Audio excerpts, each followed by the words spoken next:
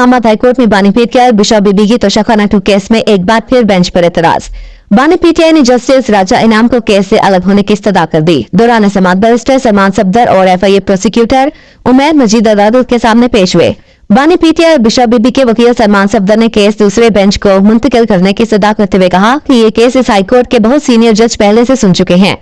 खावत मानिका ने बानी पीटीआई की इद्दत केस ने बरियत के खिलाफ अपील दायर की। इद्दत केस में इन्हीं ग्राउंड्स पर केस दूसरे बेंच को मुंतकिल करने का ऑर्डर हो गया।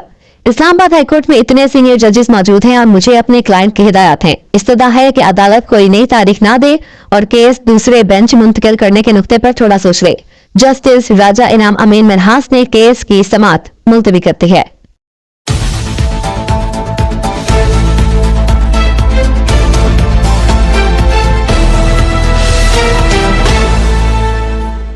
इस्लामाबाद हाईकोर्ट में बानी पीटीआई बिशप बीबी की तोशाखाना 2 केस में एक बार फिर बेंच पर एतराज।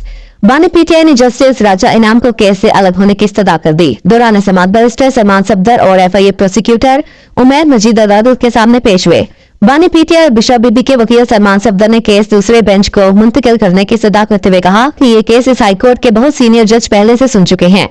खावत मानिका ने बानी पीटीआई की इद्दत केस ने बरियत के खिलाफ अपील दायर की। इद्दत केस में इन्हीं ग्राउंड्स पर केस दूसरे बेंच को मुंतकिल करने का ऑर्डर हो गया।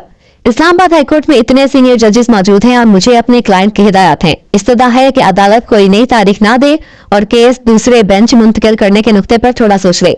जस्टिस राजा इनाम अमीन मनहास ने केस की समाअत मुलतवी करती है।